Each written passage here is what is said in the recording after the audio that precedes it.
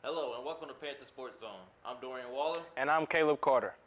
Starting off today's show, yesterday the Fairview A&M University women's golf team tallied a team score of 1,023 after 3 rounds of play with the fourth place finish in the Cardinal Challenge tournament hosted by Lamar University at the Beaumont County Club Monday and Tuesday. Host team Lamar took the team championship with an overall total of 926. Taylor Harvey posted a top 10 finish, carding 25 over par through the 3 rounds during the 54-hole tournament. She produced rounds of 84 and 79 strokes on Monday before finishing the last round with a 78. Teammates Amon Abraham and Olivia Billups fired a 252 and a 257 respectively, while Shani Waite and Olivia Tolliver rounded out the team scoring with rounds of 280 and 281. The PVAMU women's golf team will prepare for the 2022 SWAC Championship Tournament, which is set to be held through April 18th to April 20th at the Refugee Golf Course in Flowood, Mississippi. Now we move to baseball. In a doubleheader series, the Prairie View A&M baseball team defeated the visiting Houston Tillerson Rams in both games to improve on a season-best 6-game winning streak. In the first contest, the bats of the Panthers came alive as they scored 15-plus runs for the third time this season onto a 17-4 win, starting with a Christian Mendez double that scored 3 of PV's first runs. Offense continued to roll, putting up a combined 10 runs over 2 innings to give them an early 10-0 edge that put them for the win. The second game proved a tighter matchup as a 2-run first inning by the Panthers was met with 2 runs by the Rams at the top of the second to knot up the game 2-2. A couple of Rams scored in the top of the 4th and 5th to take a 4-2 advantage, but the Panthers wouldn't be denied as they cut the deficit with a Dominic Cox 2-run RBI to left center and once again tie the game. The score held until the bottom of the 7th, where the Kellen Rogers was walked with the bases loaded to bring in a home run and 5-4 win. PV will travel to Lake Charles, Louisiana to match up against the McNeese State Cowboys this Wednesday, April 6th at 6:30 p.m. First pitch under the lights. But as we switch to softball, with more than half the season already gone and 12 SWAC teams, up for grabs, how do you think that the Lady Panthers are best positioned heading into the SWAC tournament? Well, we talked about this a little bit before we went on air. They were kind of struggling out of conference, but I believe we said that they had a 7-5 record in conference right now. So they do have a winning record, but I would like to see more improvement on their side. There's about 12 games left in the season still. So, I would say they're kind of in the middle of the pack right now. I don't know specifically if they're a playoff team, but I do want to see some improvement. Right, and just like you said, because I talked to Coach Bland over there at the softball team. I talked to him a lot, and one thing that he always says is that they got a lot of young players. So in baseball, it's a game of continuity. So you're not always going to be clicking on all cylinders like how you would hope to, because with these young players, it's a different game than high school. It's the speed of the game is a lot different. So like you said, the out of conference play is where you're going to find most of your struggles. You're playing against these top-notch teams like the Baylors of the world, right? But when you get in conference, that's where you need to, tighten up. Yeah, you made a really good point. Some of these SWAC, it's the same thing for every sport. They kind of start off out of conference.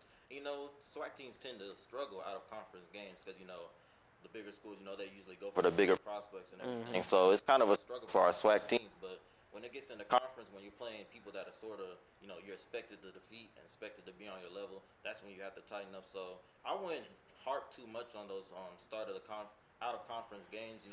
What I really want to count is about how they performed in the SWAC division. Excuse me. Right, and speaking of performance in SWAC, I was able to go to their weekend series against our rival TSU, and sadly they did lose 2 out of those 3 games. But one thing I did notice is that in that third game, they were able to get things turned around, right? Because, it takes a lot out of those players to play, double headers back to back. You don't get much rest. You get a 30-minute break in between games. So that last game coming on Saturday, I believe it was, that's when they got, all the rest that they needed, and they came in with that mindset and executed. Well, one thing's for sure, we will be supporting our Lady Panthers. But stay tuned. When we come back, we'll talk about our weekly SWAC honors and go into the SWAC West baseball standings. Stay tuned. STEM is precise, no margin for error. Dare to forget that. Dare to have fun with it. Get weird with it. Dare to send those old STEM theories flying past the neighbor's house into outer space. Dare to program something internet-breaking, record-breaking. Dare to blow their minds. Dare to learn the difference between sedimentary and metamorphic rock. Go find those rocks. Dare to keep daring. Dare to STEM. Check out She Can STEM to get started.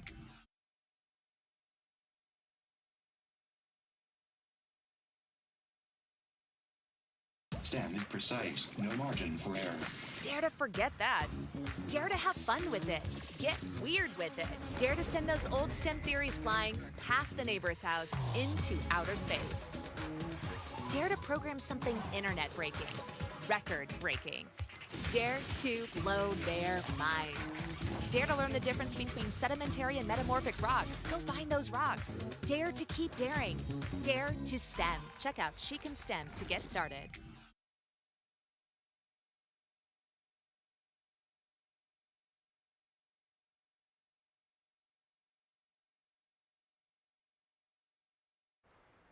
Hello and welcome back to Panther Sports Zone.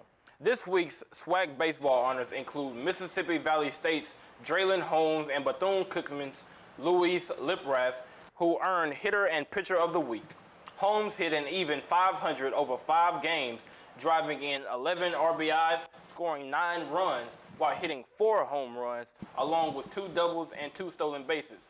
He had a multi-homer game against both Tougaloo and Bethune-Cookman, in which he went for 6 for 9 at bat with 9 runs batted in while scoring 6 times with 3 hits in each of those contests.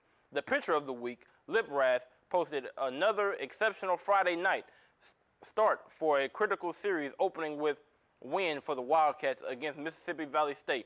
Liprath threw 8 and 1 innings, allowing no earned runs, no 1 hit and a walk, and 7 strikeouts. Continuing with weekly honors, the SWAC awarded Hitter and Pitcher of the Week to Alabama A&M's Venus Sanders and Bethune-Cookman's Hannah Ortega.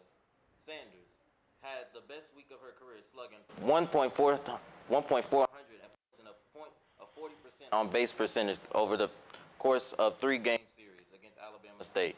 She contributed a 2-for-4 day that saw her hit a double and a home run to produce 5 RBIs and a run in a 12-7 Alabama A&M victory. On the mound, Ortega held batters to a 16% batting average in 3-game series against Florida A&M. She allowed 1 earned run in the 18 innings she pitched while striking out 9 batters. So, continuing on with baseball, currently there are 3 teams tied for first in the SWAC. So, how do you think the rest of the season is going to pan out for our men's baseball team? All right, I mean, you just said it. There's 3 teams at the top of the SWAC list, all with 6-3 records. But I want to take a look at the at their total records, and perhaps it gives a bit of more context, right? Mm-hmm. So PVAMU, they're 6-3 in conference, as we know, but they're 15-15 overall. Grambling is 11-13 overall, and Southern 9-18. So when we look at those overall records, I mean, the story almost tells itself, right? Prairie View is the cream of the crop in the SWAC West. So it's only a matter of time until they begin to separate themselves in that group. We've had a lot of baseball coverage here in this year's show. You've had some beautiful MMJs about Thank you. No problem. You've had some great MMJs about baseball. I've really been tuning in and watching them, and there's a hype buzzing around campus, not only in the studio but around campus about this men's baseball team. Yeah, man, and rightfully so, because it was said earlier in the show. The baseball team is currently on a 6-game winning streak, folks. I want to say that again to make sure you heard me right. The baseball team is currently on a 6-game winning streak. It doesn't get better than that, because once you get into tournament play, you want to be playing your best baseball, right? You want to know that the guys they're clicking on all cylinders, that the bats are beginning to swing, the pitchers, whether it be the starters, those aces, or those finishers. They're all doing what they need to do, and in the field, you got cats like Benjamin Ybarra, you got Demarie Smith, those guys who just are outstanding in the field, just making all sorts of type of plays. So, like you said, it's rightfully so that there's a buzz on campus about the baseball team. Yeah, and, I actually really want to catch a couple of these baseball games. I haven't really had the chance. We're very busy here in the studio and with classes. We had midterms a couple of weeks back. So don't even get us started about that. But, I feel like this baseball team, they have a potential to go a long way. This is not just me being biased as a Prairie View anchor, but I think, I believe in my Panthers, man. And I think that they have a chance to really, as Caleb said, separate themselves and prove themselves as the cream of the crop. And you're absolutely right. And just to bring a little bit more context into that, I mean, when we look at these other teams in the SWAC, right, nobody has really separated themselves from the pack. I mean, you got Alabama State, Bethune-Cookman, and FAMU over in the East doing their thing. But again, their out-of-conference record overall isn't nothing to sneeze at. So, I mean, when we look at Prairie View and what they've been able to do over these recent 6 games, I mean, it's almost we know what Prairie View is capable of and what they could potentially do come tournament season. But coming up next, we're going to bring on one of the members of the women's club basketball team, Tanisha Bloomberg. Stay tuned after the break. What do an aerospace engineer, cancer immunologist, and bat scientist all have in common? We all have cool jobs in STEM fields. Whether it's building robots or learning to code, girls everywhere are finding their passion for science, technology, engineering, and math through positive role models and mentors. So dare to dive in, get connected, and explore. You never know what your future may hold. Learn more about these and even more cool jobs at shecanstem.com. STEM is precise, no margin for error. Dare to forget that. Dare to have fun with it. Get weird with it. Dare to send those old STEM theories flying past the neighbor's house into outer space. Dare to program something internet-breaking, record-breaking. Dare to blow their minds. Dare to learn the difference between sedimentary and metamorphic rock. Go find those rocks. Dare to keep daring. Dare to STEM. Check out She Can STEM to get started.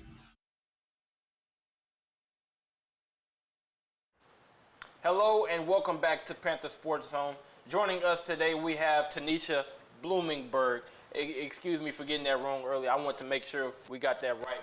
But Tanisha, just to start us off, first of all, thank you for joining us today. Thank y'all for having me. Thank you. No problem. And just to start us off, tell us a little bit about yourself and what made you join the intramural team. Absolutely. Well, my name is Tanisha Bloomberg. I am a senior mechanical engineer major here at PV. Oh, wow. Yeah, and I have a double minor in supply chain management and mathematics. Oh, wow.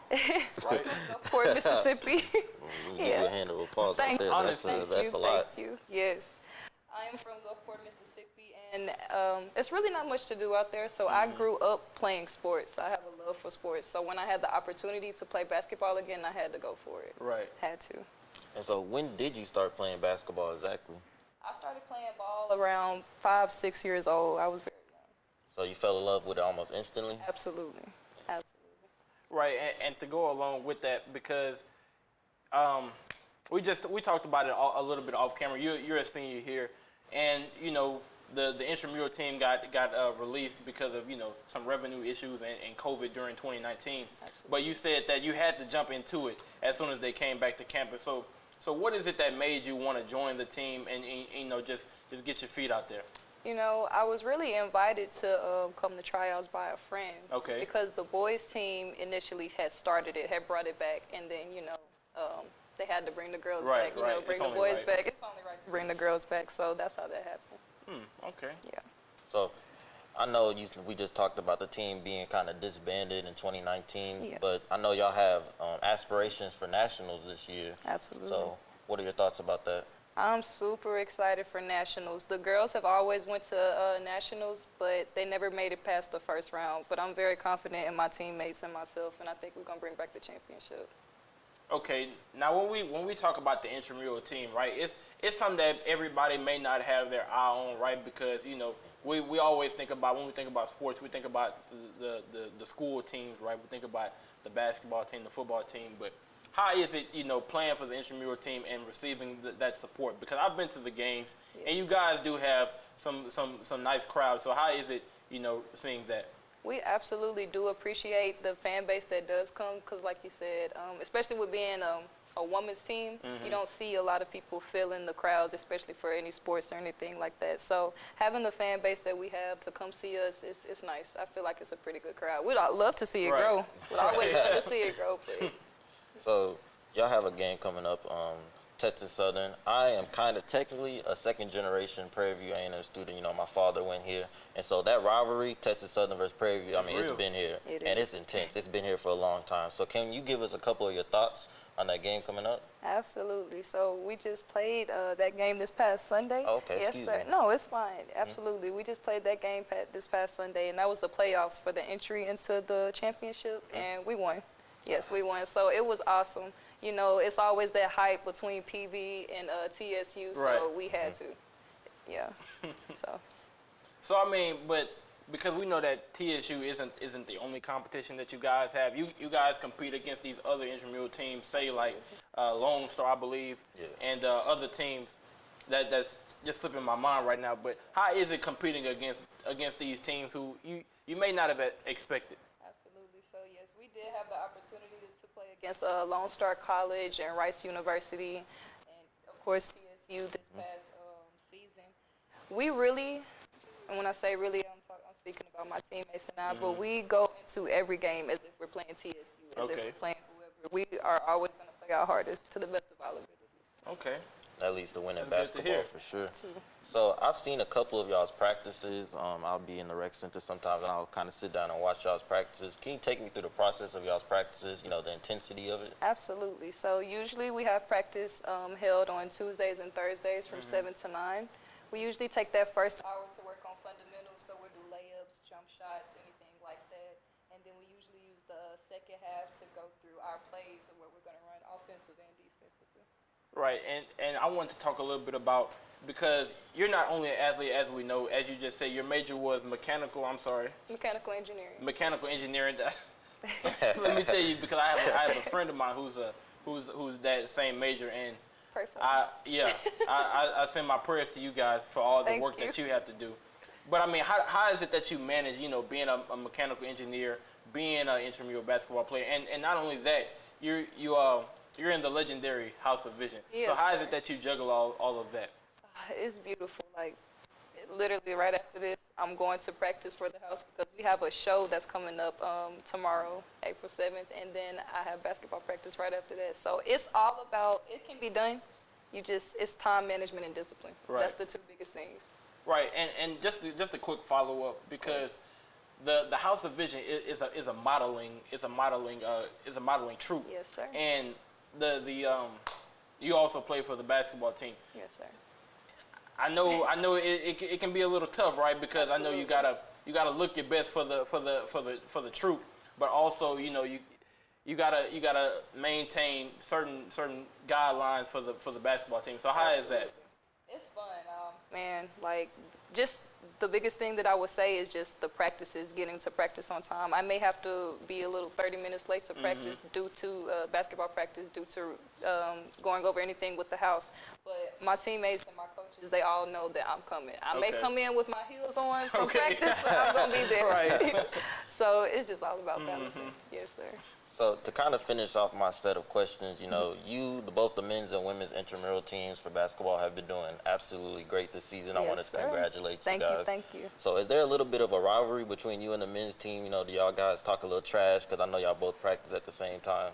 You know what? It's all love. However, we are both undefeated. I would love to see a game between the girls and the boys team. Okay, I would love to see that myself. I'll have to follow up on that. So there was a little March Madness tournament for both the men's and women's teams. I saw both teams kind of warming up. So were y'all going to play against each other at all? Because that would have been the perfect opportunity. That was the plan. We were planning on doing that. Hopefully we'll have a chance to do that in the future. But basically, we just we did like drills, like games and such like that. So dribbling drills, shooting drills like that with the boys and girls team, and let other people come in, like the practice team for the boys. So that's really cool. Yeah. That's really cool.